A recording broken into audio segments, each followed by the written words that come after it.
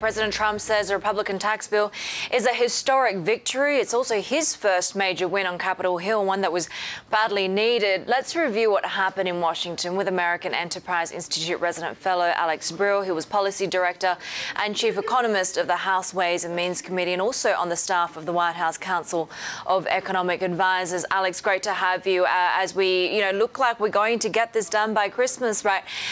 I'm going to put forth what the other side, critics of detractors of this bill are saying, that it's a wrong bill at the wrong time. It's fiscally irresponsible. It's a package of tax cuts as opposed to real tax reform. What would you say to that? Is this really a game changer as the president is making it out to be?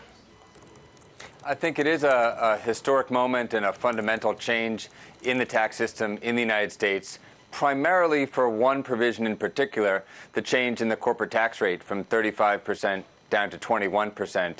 Overall, there's probably close to 100 provisions. There's 500 pages to this bill. So there are lots of changes. I don't love every single one of them, and I am concerned about the deficit impact this bill will have.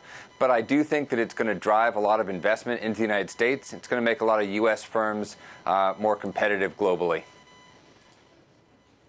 I want to bring into the conversation Maya MacGuineas, who's from the Committee for a Responsible Federal Budget President, joining us from D.C. Maya, great to have you. I want to get your response to that in terms of, what the president is saying. This is record-breaking. It's never been done before. It's going to keep American companies in America. Do you think it's actually going to change corporate behavior the way that he's envisioning?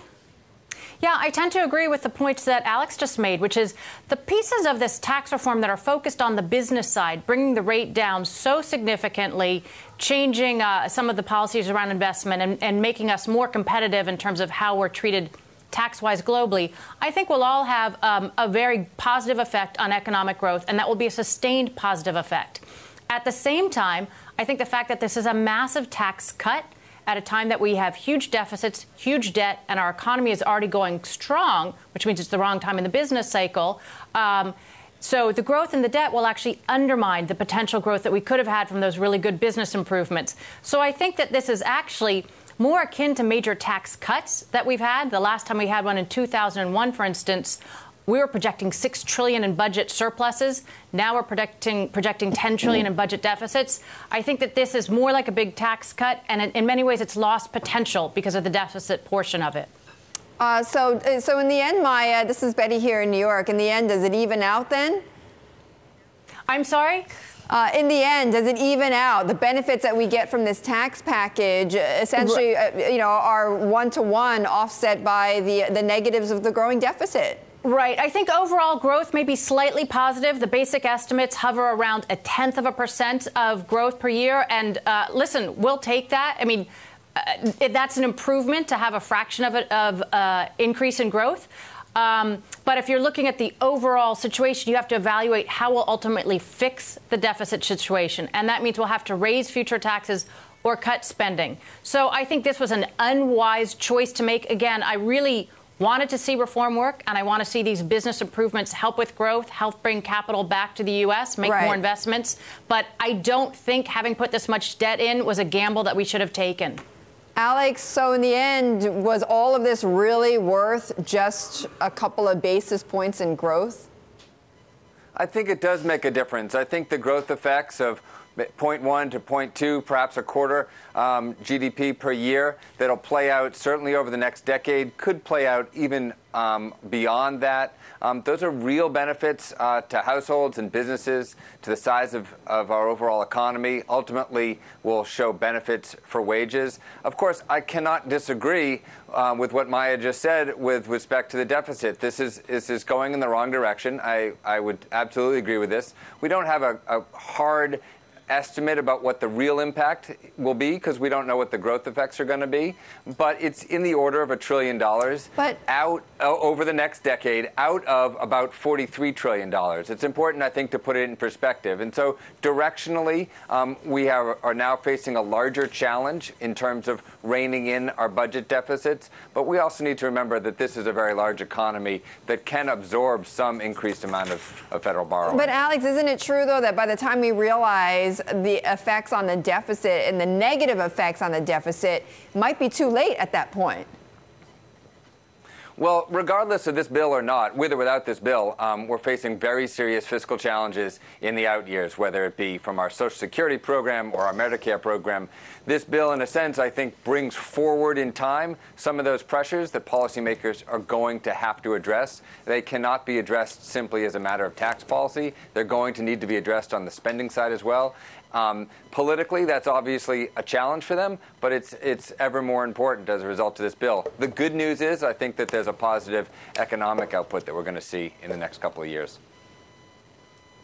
Maya, symbolically, this gets done before Christmas. It's a major political win, legislative win for the president. But over the coming, 12 months, do you anticipate there'll be changes and tweaks that'll need to be made as some of these, unintended consequences become apparent? And what changes could we see? Oh, certainly. With any legislation that is this huge, that was moved this quickly with less scrutiny than we should have had, and is just a huge bill and a massive change to a big part of the economy, undoubtedly there will have to be technical changes. We can't guess at what those are yet, but that's normal for a big bill this size. What's not normal is that we didn't spend more time with hearings and experts weighing in on it throughout the process, but certainly there will be changes. I also think in terms of what we can expect going forward, the point about is it too late? Will we not make these changes till it's too late? It is unfortunate that the U.S. seems intent on pushing the envelope of figuring out when the debt becomes too high. We don't know when that will happen, but you really want to have a healthy balance sheet so we can deal with if emergencies come along or there's an economic downturn. And this increase in the debt that comes from big tax cuts, I actually think is going to make it much more challenging to turn around and do the spending cuts and entitlement reforms that we need to make, because it is going to alienate the two parties further. There's going to be more fighting, and they're going to be less willing to tackle this issue, preferably in the bipartisan way that we should be. Maya, I'm just curious. I mean, we are now about a year away from the congressional elections. Let's say the balance of power shifts in those elections. Do you think that rolling back some of these tax measures will be a big priority for the Democrats?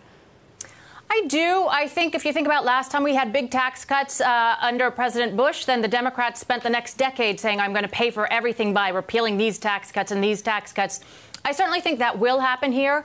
I also think over time it may put on more pressure for a new revenue stream. Something like a carbon tax would actually make sense. But if you go through the exercise of saying whatever your fiscal goal is, whether it's to balance the budget or bring our debt down to something closer to historical level, it's really impossible to get those numbers to add up only on the spending side of the budget. And if you think about it, Republicans passed a budget this year with 0 spending cuts. So if we really start to look at this more holistically, I think we'll realize we can't do it at the level of revenues that we currently have. And so there'll be more discussion about how to get the necessary revenues and combine those with the spending cuts. But again, as I said, I'm worried the way this unfolded will make that harder from a political and economic perspective, because the two parties are going to be fighting about this tax cut. Can I jump in and agree and disagree on 2 of those points?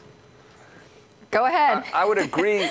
I would agree that with Maya that on a going forward basis, I think policymakers are going to need to think about alternative streams of revenue, as she said, and I would agree that a carbon tax is something that, while the politics might not be right today, that long term, I think that longer term, in the next few years, is a great opportunity for us to think about as a fiscal policy and an environmental policy. But I'm not convinced that this bill has some sense poisoned the waters for bipartisan cooperation. It's a very political environment in Washington today. It was before this bill. It will be after this bill. Those in the minority are fighting hard against what happened today in the House. But I don't think that this process is making that political dynamic worse. At some point, hopefully, folks will come together, either in a bipartisan basis or just by force. One party's going to have to act to address these spending challenges that we have. But I don't think that that we've made the election outcomes significantly different, or that we've made relationships between parties worse.